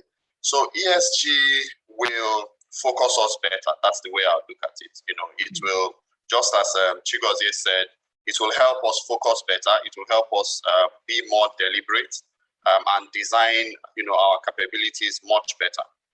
Now, there are three important considerations that I just want to bring up, and then I'll highlight one or two aspects of business resilience practices that I think are quite important, you know, in this particular subject. When you look at ESG from a business resilience standpoint, sometimes it's even difficult to see which one should sit under. You know, I think there are more vice versa than one being a subset of the other. So there are some considerations. I think the first one is, can your business be categorized as being an integral part of critical national infrastructure? Now, the concept of critical national infrastructure, or what we call CNI, you can't escape that concept if you are talking about ESG, if you are talking about sustainability, if you are talking about making impact from an environmental, social, and governance point of view, then you need to ask yourself, my business, does it sit in the CNI space? What are CNIs? Those are systems or assets that are so vital to the country that if there is any destruction or disruption to them, it will have a major impact on the security of the country, the economy of the country, public health, safety. And this is not my definition, you know, so it's actually defined into law. So when the president signed the National Cyber and, you know, Cybersecurity Policy and Strategy in February, that's the definition. That's how we define CNIs. Now, and they affect a number of sectors. Power and energy is one. So if you sit in the power and energy sector and you're a major player in that sector, you are integral to that sector. Water is another one, and sometimes we don't pay attention to water because most of us dig, you know, we dig for our water today, but it's a major sector, you know, when it comes to CNIs, and not just water, but waterways as well. Telecommunication, finance, health, public administration, education, transport, military or defense. These are all key sectors. Now, if you are within these sectors, you need to take the concept of business resilience much more seriously. And you need to then invest strategically in business resilience. I think some of us must have known, we've seen that in recent times where there's some disruption to internet and everyone feels it. And Marilyn, you remember that when we were planning for this program, one of the things we asked ourselves is, if a major telco is disrupted from an internet standpoint, how do we keep our participants engaged? What plan do we have for that? And you'll agree with me that this plan clearly is beyond the perimeters of our own office or our own control. But you have to think about it. You can't shy away from it. You have to say, how do I respond if that happens? Because it can happen. We've seen also disruptions in security. Sometimes we talk a lot about the rising state of insecurity in the country, but we also can't take away the fact that part of it can be that these security resources are overwhelmed, or they are not duly built to carry the load that is, they're overloaded or overwhelmed in terms of people, in terms of processes, in terms of technology as well. So for me, the CNI is a critical aspect. If you play in the CNI space, you are even more responsible. If your business relies on CNIs or critical national infrastructure, and most businesses rely on that, you also need to think about that. The only thing I've seen is that a number of businesses do not know the extent of their reliance on CNIs. In other words, if there is a disruption to diesel or to water, or there is loss of specialist talents, in cybersecurity, one of our biggest issues today is talent, and it's a national issue. It's an issue that is being, it's an issue that is is a top concern even in the Office of the National Security Advisor, for instance. So talent is one. Air transport. If these are disrupted, how badly will your business be affected? It's not whether, it's how badly, because we know how badly it will be affected. It will guide how much you invest in resilience in those areas. And then the third point is around, apart from the risks that relate to critical national infrastructure, which sometimes you can raise your hand and say it's out of my control, how about those other risks that your businesses are exposed to that sort of fall within your control? Do you understand the impact, and what are you doing to respond to those risks? So those are the three principal considerations. We are looking at it from an ESG point of view. I think we can't escape it. We can't only look within our businesses. We have to look within, around, and without our businesses. Now, there are a number of leading practices in business resilience, and there are a number of guidelines. We talk about risk analysis, business impact analysis, implementation, exercising, and there are so many of those areas. But for me, there are two major areas that I want to really emphasize, and I think it will really be of benefit to organizations to think about. The first one is risk analysis, understanding those threats that affect your business and how much they can hurt your business if they crystallize. And it's very important.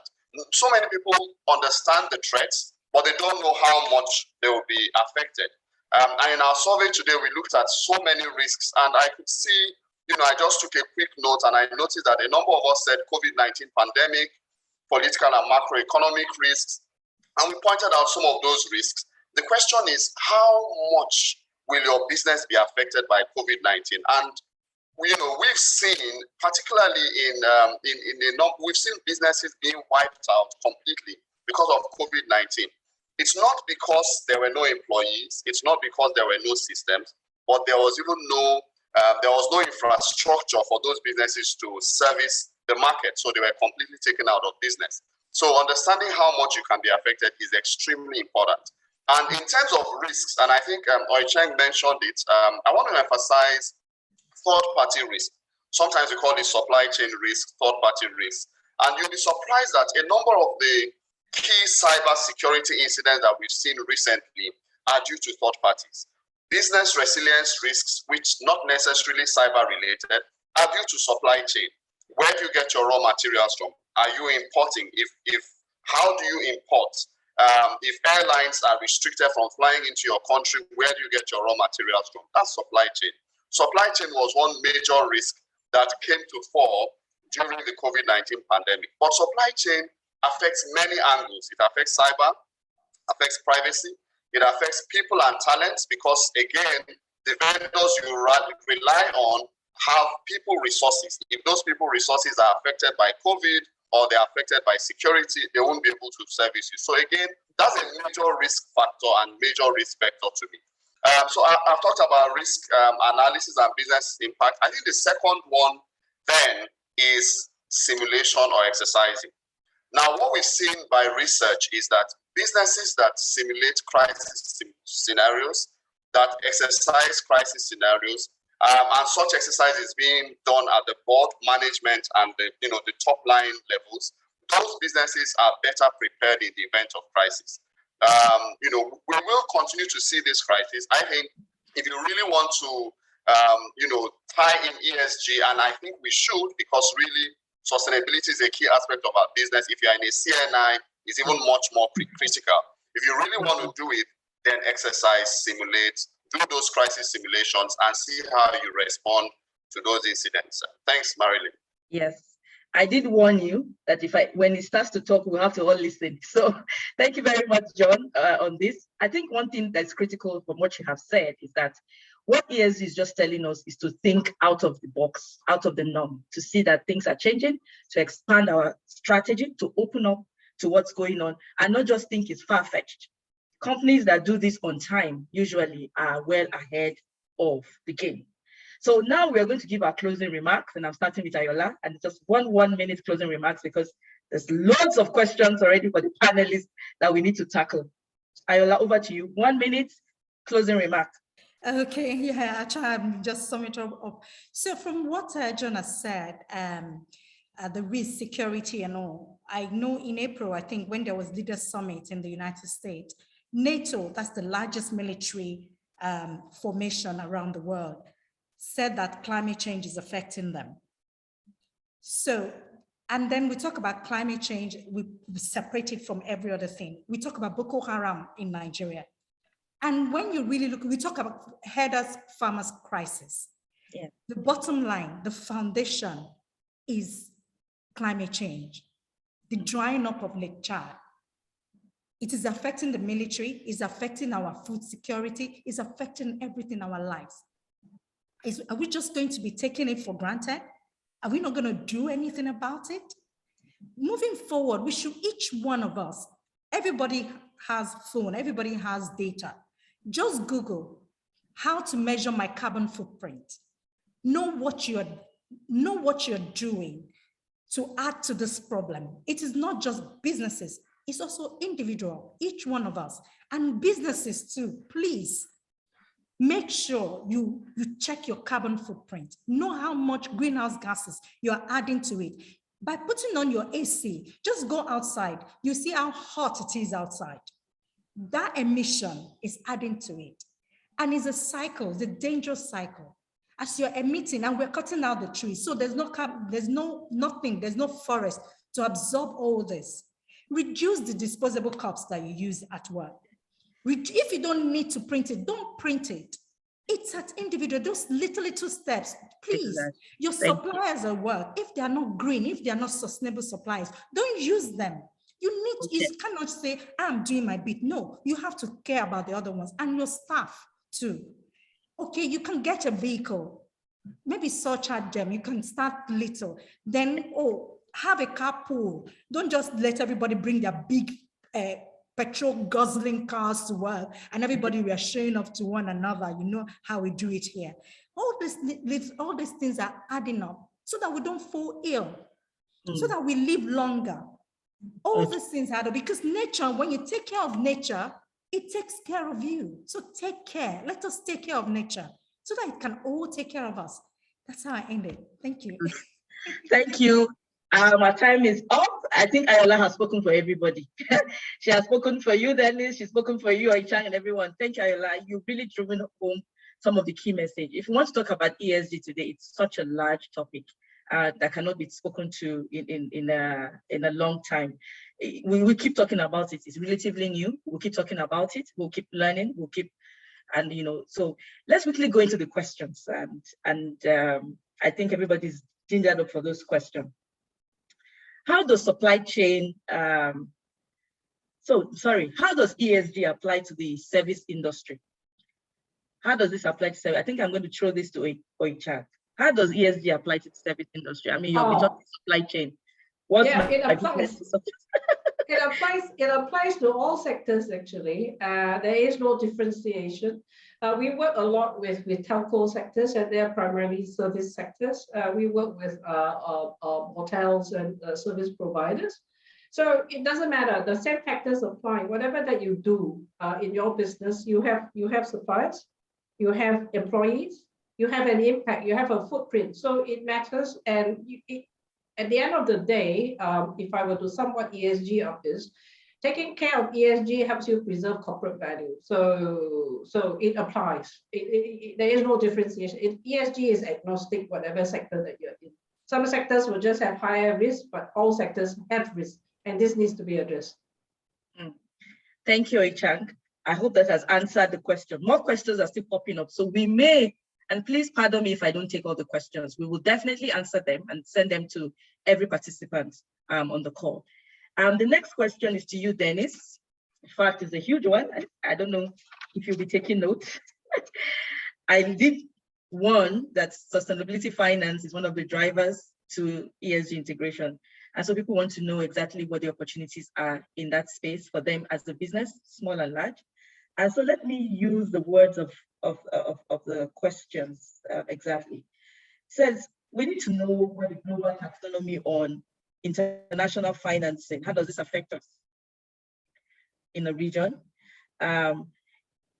Particularly with respect of treatment of gas. Now that we are looking at gas as our transition product, is there going to be financing from that? I think this is one of the CNIs that John spoke about. People in that sector begin to wonder, is there going to be financing for gas? And how will a country like Nigeria adapt? I mean, how will a country like that adapt? I mean, what are we going to get financing?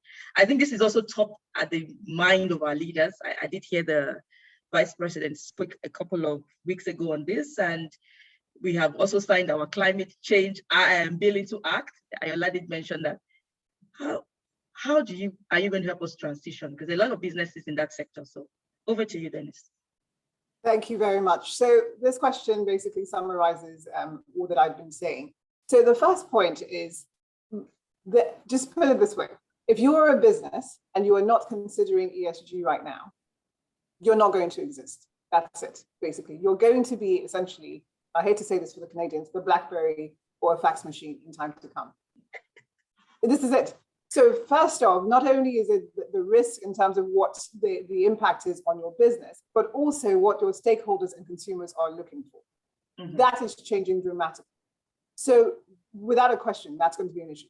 So this is where I would say then the thought around, okay, how do you change your business model, right? So it's revising your strategy to ensure that you are incorporating the E, the S, and the G. And so there are various ways to go about doing this. But in fact, once you've done that and you need the financing to move things to a different level, this is where the sustainable finance comes in. Now, as I mentioned before, just go online and see. Majority of the international banks have now stopped financing coal. And they've also stopped financing O&G. So then what then happens? So where do they get their money from? So essentially the cost of capital, of borrowing money, if you're an enterprise that is not looking at ESG, I know I focused on the energy sector, but of course this goes across agribusiness, you name it, hospitality and what have you. If you're not doing that, the cost of capital, the cost of borrowing is going to go considerably higher. And we're already seeing this in some sectors. And then we talked about gas.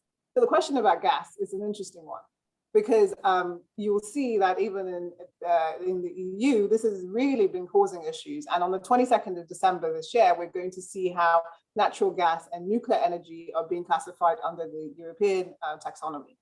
There's been a huge debate around this. Some investors have said, absolutely not. If you call those green, I'm not interested. And of course, we need private sector money, because public sector, when was the last time we saw innovation in that sector? So the relationship between private and public sector becomes even more important here. I would say that there is this gap, or rather this burgeoning area we refer to as transition finance. And it really is, how do you decarbonize certain sectors? How do you lower your emissions from that sector? And there are areas that we know are hard to abate. There are no alternatives. As an example, look at aviation we talked about. Well, only a couple of days ago, we saw the world's first flight. It was from Chicago to Washington, DC, and United Airlines that flew on sustainable fuel made from household waste, fats and oil. And so there are some, but the cost of those sustainable alternatives is so inhibitive right now that R&D needs to go towards that to reduce the cost so that it is actually accessible to everyone. So there are areas where are referred to as hard to abate, shipping, etc. We talked about supply chains. These are things that we cannot do without, because there are no alternatives right now. And looking at how then do you decarbonize those areas. This is an area of transition finance where the conditions that will be set and then the level of transparency in terms of what you report and provide to be able to raise financing there is quite different to obviously a company that doesn't have that sort of footprint. So how does it relate to Nigeria to tie it all in? Again, as I said, country that is, heavy energy sector. We've got the highest population, which means, by the way, that we are very appealing to a number of industries. But if you are, again, as I said, an enterprise locally, and you're looking to incorporate just things like even looking at it seems so obvious, but even what you're paying, right? Or there are industries, and we know in the civil sector, people go months without being paid. And then you wonder why the crime levels are going higher. So this falls under the S, as I said. So thinking about training as well. How do you retrain people so that they have skills for this new industries that we're talking about? And of course, the governance comes to the transparency. And mind you, there's going to be internationally sustainability reporting that will be mandated. So for those who are not, as I said, already thinking about how do we incorporate this, you're going to be a laggard. So that is my key message, is you've got to be thinking about it. Otherwise, unless you are rolling down and phasing out your business and you do not intend to exist in the next 8 years or so. 8 years, interesting. That's very close. 2030. Yeah, exactly. That's really close. There are three questions that I think are very critical. I would answer two of them all together and then throw the third to John. One is, how can organizations effectively track and assess their ESG performance? It starts with, a strategy really. And you need to begin to think as an organization, what exactly is your strategy? And it's a whole lot of things to do, starting from your stakeholders. I think Oichang's presentation made that quite clear. We would share with the participants, and that will really, really help us with that, so that I don't go into too much technical details. But it's possible to do that, and we're here to help you as well. Another one is, if there is no regulatory focus, no stakeholder penalty, why should the private sector company care? What's the benefit then? I think, Dennis, you've answered it with how you opened up to say, look, you're going to go out of business. You don't have to wait for regulation to tell you that. But let me say regulation is also catching up. Like she said, the IFRS is coming up with a global reporting standards so that finance sector will not say, oh, we don't understand the non-financing report. So it's going to be something that everyone will understand, especially professionals in that sector. And so if you're a CFO here, you would report beyond financial performance because you are the chief performance officer of the organization. You would be involved in a lot of non-financial performance. So please get ready, it's happening. We're lucky to be a part of the stakeholder engagement on that. So it's really going to happen. Going back to the sci-fi, don't wait for regulation. Sometimes regulation may not catch up with the change. Don't forget that stakeholders and your customers detect the pace of how things will be. And your stakeholders include your investors and all that. So I've answered those two questions. So the last question goes to you, John. And it's a question I know that you really need to dig into. How can business effectively future-proof, in the words of just exactly as the question was written, their position from fiscal and transition risk? I think the CNI thing hit very deeply, being that it's even coming on the platform of an ESG webinar. So please expatiate on that. I think people are going to think through, okay, now this ESG is telling me to think in a different way. Thank you. Over to you, John. Yeah, thank you, Marilyn. I didn't get the last part of it. You said future-proof their position from physical and transition risk. Okay. So I think the transition comes from probably an O&G or something. How do they transition, or even in manufacturing? Yeah. Thank you. Yeah, I think, it's a very good question. And I just want to point out, there are two major areas that I want to throw in first before I even address this question. The first one is innovation. The other one is being creative. I think the reality is that we need, and that's really where having the right talents matter. You need those people that can think out of the box, think innovatively, think creatively to solve some of these problems. A lot of the problems that come from ESG, and I hear Denise, I hear Oichang, I hear Ayola as well. Some of those problems come from leveraging some funding or grants that will be made available just because of the way you position your business from an ESG standpoint. Some of these funds or grants or options are also ways in which you can keep your business sustained, resilient in times of disruption. That's from one side. Another point of view is, so I think looking forward, what are those options that are available? Technology is another area, so I wouldn't belabor the technology conversation. I think a lot of businesses are leveraging technology, but I think it's more than technology. And as I sit with clients also looking at business resilience, it's something that we need to look at. What's happening in the political and the macroeconomic space? What are those conversations happening as part of SDGs, as part of the climate bill that have been signed? What are those opportunities within that we can leverage to better position our business? One can't really go into them on this webinar from a granular standpoint, but clearly there are opportunities that we can leverage that can help us position our businesses better. And there are some practices that we can continue that can wipe us out of business, as Denise said, in the next 8 or 30 years, depending on which is correct now. So I think it's really down to what you leverage, the opportunities you leverage. You need those innovative minds. You need to be creative. You need to think out of the box and come up with those solutions as you balance the cost versus the benefits. That would be my own summary without going into too much detail. Thank you very much. ESG webinars have never been very short, but we want to keep to time here, and we apologize that we must be running out of time a little. It's a passionate discussion, and so please spare us some 10 minutes. We're rounding up very shortly. There are quite a lot of questions that have been raised, some to you, Ayola, and all that. We'll be sending them to you. So give us like a week or so to round up back on that. I will just want to give some quick remarks, just bringing up the highlights of some of the discussions that we had today. One is you just have to be in business, and then you can't ignore the mega trends.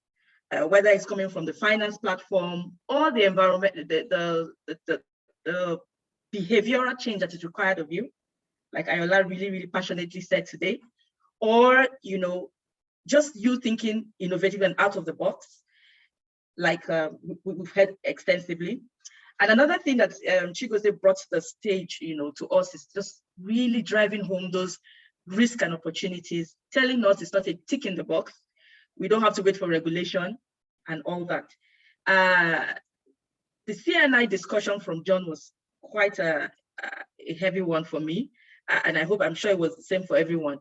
So what is essentially telling us our world is changing. Whether we change in 8 to 30 years, it may even be shorter. I remember some of the research that went with the mobile phone.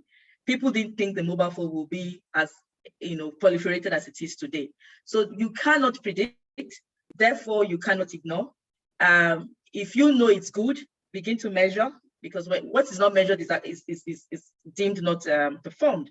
So you need to begin to look at all these things, and there's so much to it. Stay tuned with us as we continue to roll out more of these webinars and do a lot of awareness campaign. We can't take all together in this. And with this, we will move close and nicely into our closing remarks from John. Please note that we have in the chat box questionnaires for you to look at and then answer, so we know how you have understood this. We know what areas to go into next for the next webinars that we'll have, and what more you want us to talk about, and we'll be very happy about that. Thank you so much, and over to you, John. Thank you very much, Marilyn. I think this has been a very enlightening webinar. I've learned a lot. I think my attention has been drawn to a number of concepts as well. And I think most of us that joined this webinar really joined to become a bit more familiar with the various perspectives around ESG. And I believe that we've really benefited from it as well. In closing, I just want to thank the organizing team. So the team behind the scene that made this possible, Serena, Catherine, Adedayo, Ore, Helen, David, Tokwe, Damilola, Wendy, and Tommy. Thanks for supporting and making sure that this went well and as seamlessly as possible. And then we also have our colleagues that can be contacted if you have any questions. ESG clearly has diverse perspectives. Today we focused a bit on it from a business resilience, from a sustainability point of view, and from a governance point of view. So you will see some of our colleagues and their contacts. Feel free to reach out to these professionals, and I'm sure that if you have any questions, that will also respond. As Marilyn has promised, there will be other webinars in this series so that we can better understand the concept of ESG. I think it's something that we will continue to talk about and then get to do more about what we talk. So thanks everyone, and just wish us the rest of the day being productive, and have a good day everyone. Thank you.